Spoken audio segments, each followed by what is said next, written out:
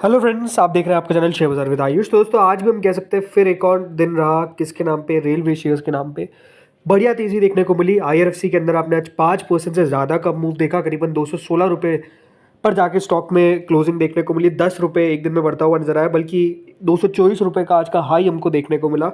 तो बढ़िया मूव दिखाया करीबन दोस्तों। फिर से एक सिंपल सी बात है, 224 का जो हाई लगा है वो क्या हुआ है, वो 52 हफ्तों का नया हाई बनता हुआ नजर आया। और सिर्फ अभी तक दोस्तों इस हफ्ते के अंदर अंदर ये शेयर 6% से ज़्यादा बढ़ चुका है और एक महीने में ऑलमोस्ट 21-22% के दमदार रिटर्न्स आपको डिलीवर करके दिखाए हैं। और दोस्तों जो तेज़ी थी वो कहाँ पर थी, रिटेल में तेज़ी देखने को मिली। ऑलमोस्ट 14% एक दिन में हमको रिटेल बढ़ता हुआ नजर आया है। आज देख सकते हैं करीबन 74 पॉइंट से ज़्यादा की रिटेल में हमको तेज़ी देखने को मिली। 594 पर जाकर क्लोज हुआ है। इसका भी हाई ऑलमोस्ट 617 का हमको देखने को मिला और 617 का जो हाई है वो 52 वीक हाई भी हमको बनता हुआ नजर आया। इस हफ्ते के अंदर ऑलमोस्ट दोस्तों शेयर 10% ज़्यादा बढ़ चुका है ओवरऑल, अगर हम सब कुछ ऐड माइनस कर देते हैं। बट पिछले एक महीने में यहाँ पर 40% से ज़्यादा का आपने अपमूव देखा है। तो एक बहुत ही शानदार अपमूव जो है वो लगातार रिटेल में बनता हुआ नजर आया है। वहीं अगर मैं बात करता हूँ इरकॉन की, तो इरकॉन भी दोस्तों आज पीछे नहीं था। करीबन 5.27% की तेज़ी हमको देखने को मिली। 336.75 पे क्लोज हुआ। ऑलमोस्ट 17 रुपये आपको एक दिन में बढ़ता हुआ नजर आया है। कुल मिलाकर दोस्तों आज का जो अपमूव था वो यहाँ पर करीबन 349.45 का हाई लगता हुआ नजर आया। 319 रुपये का लो था और आज का मूव यहाँ पर भी बढ़िया था। पिछले एक महीने में यहाँ पर जो तेज़ी है वो ऑलमोस्ट 25% की हमको देखने को मिली। ज़रूर आज हमको जो शेयर लगातार चल रहा है आरवीएनएल, उसने उतना पार्टिसिपेशन नहीं दिखाया। आज मोटा मोटी मुनाफा वसूली यहाँ पर देखने को मिली, थोड़ा बहुत नीचे गया 4-5 रुपये। बट नो डाउट आपको समझना पड़ेगा दोस्तों, पिछले एक महीने के अंदर ये शेयर 60% चल चुका है। 6 महीने में ये शेयर 200% चल चुका है। इस साल की शुरुआत से ये शेयर 240% चल चुका है। तो अगर दोस्तों शेयर में थोड़ी बहुत मुनाफा वसूली हमको देखने को मिलती है तो कोई दिक्कत वाली बात नहीं है। आज का हाई 645 का देखने को मिला। ऑलमोस्ट दोस्तों 645 रुपये का हाई जो लगाया इसने, वहाँ से 625 पर क्लोजिंग आई। तो ये बात सही है कि गिरावट देखने को मिली है, बट स्टिल 4 रुपये ही गिरावट आई, कोई बहुत बड़ी गिरावट हमको देखने को नहीं मिली, राइट। और जैसे मैंने कहा, एक महीने में जब 60% या फिर इस हफ्ते के अंदर ऑलमोस्ट 15% अगर शेयर चल चुका है, तो अगर एक आधा दिन मुनाफा वसूली वाला आता भी है तो कोई दिक्कत वाली बात नहीं है।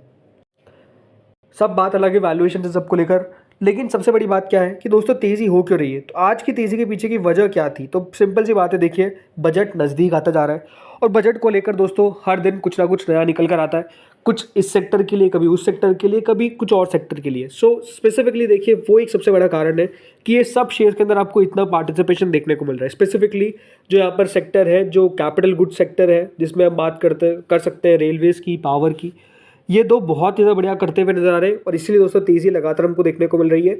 एक्सपेक्टेशन यही कि देखिए गवर्नमेंट का फोकस रहने वाला है इस बार रेलवेज़ के अंदर, और डेफिनेटली जो फोकस है वो और भी ज़्यादा रहेगा। ये एक्सपेक्टेशंस मानी जा रही है। सो देखिए सिंपल सी बातें जो नज़र आती है वो यही है कि सरकार का सिग्निफिकेंट बूस्ट देखने को मिलेगा रेलवे के सेक्टर के ऊपर।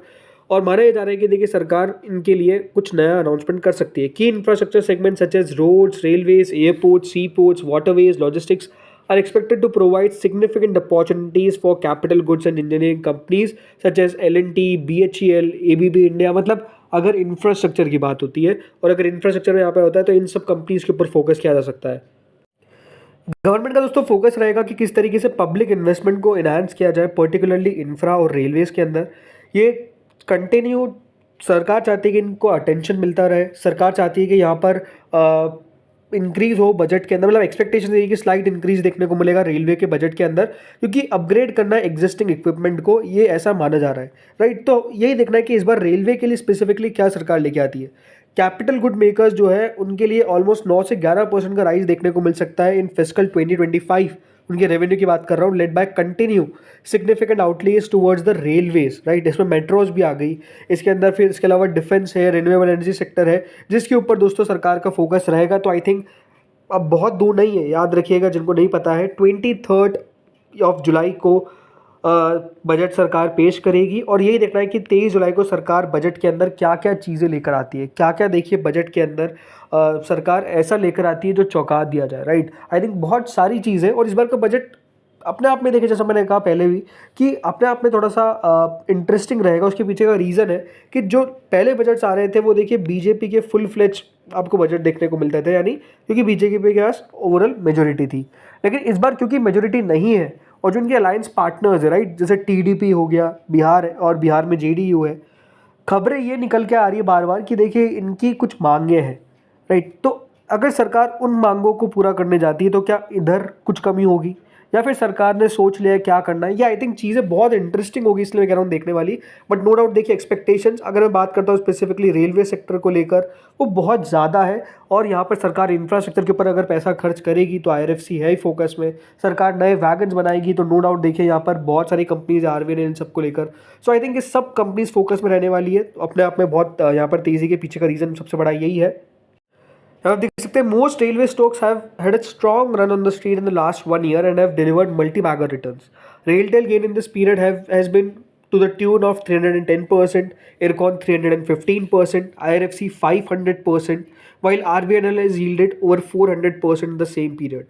राइट्स एंड IRCTC ऑलमोस्ट 96 से 66% के रिटर्न्स जो है वो बेसिकली इन कंपनी से डिलीवर करे हैं राइट। टीटागढ़ रेलवे सिस्टम्स हो गया, यहाँ पर पैसा बनता हुआ नजर आया।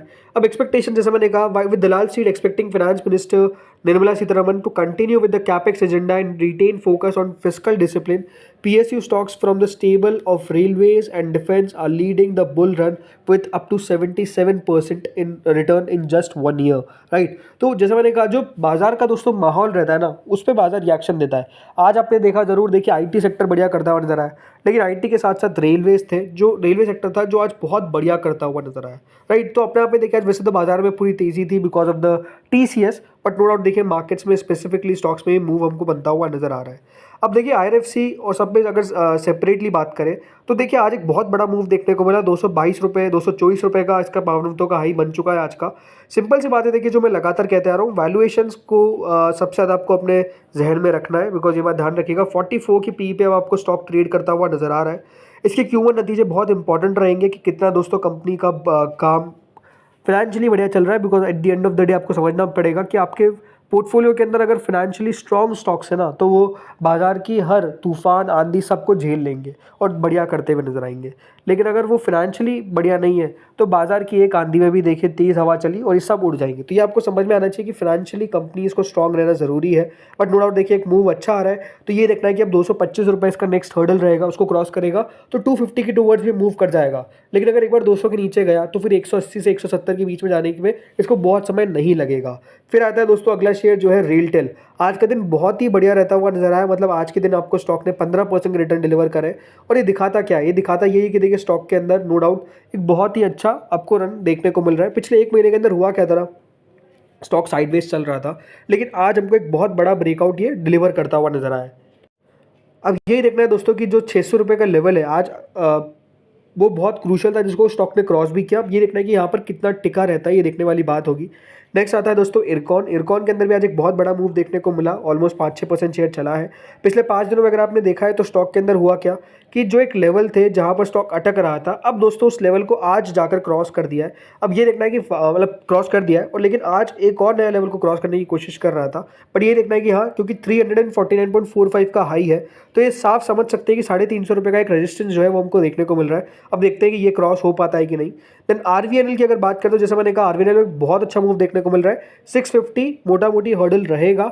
600 रुपये के नीचे क्या स्लिप हो पाएगा, ये देखने वाली बात होगी, क्योंकि आज का दिन का लो 610 रुपये का है, तो 600 के नीचे स्लिप नहीं हुआ है। बट स्टिल सिंपल सी बात है, वैल्यूएशन इसकी भी मुझे बहुत आकर्षक नहीं लगती है, क्योंकि स्टॉक में बहुत बड़ा रनअप हमको देखने को ऑलरेडी मिल चुका है। तो फ्रेंड्स इस वीडियो में इतना ही था। होपफुली आपको वीडियो बढ़िया लगा होगा। कोई भी बाय सेल रिकमेंडेशन नहीं थी। बाय सेल करने से पहले अपने फाइनेंशियल एडवाइजर से कंसल्ट जरूर करें। Thank you friends for watching this video.